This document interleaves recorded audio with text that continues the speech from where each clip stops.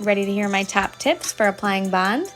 The key to applying the proper amount of Bond is thin light coats and allowing each layer to get tacky. The Bond should look like a light coat of mascara when applied correctly. If you apply your Bond and your lashes are clumping together, then you've applied too much. If this happens, you can run a clean disposable spoolie through the lash to remove any excess bonds or clumping. After you've applied your Bond, allow 30 to 60 seconds for the Bond to get tacky. A great test for checking if your Bond is tacky is taking the back of your nail and pressing it into the lash to see if they stick.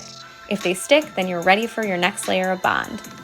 Layering and pairing our bonds in light coats helps increase longevity. Our Whisper Light is also available in clear. This Bond goes on white, and once it starts to get tacky, it turns clear, allowing you to truly understand the proper drying time. Our patented bondage has a stronger hold and runnier consistency than Whisper Light, so it's important to apply with light coats and a light hand as it's easy to apply too much. You can also use the tip of the applicator to apply in order to avoid clumping. Bondage has a quicker drying time of about 15 to 30 seconds. You'll know you applied the correct amount of Bond and allowed it the right amount of time to dry when your gossamer attaches to the natural lash with a Velcro-like stick.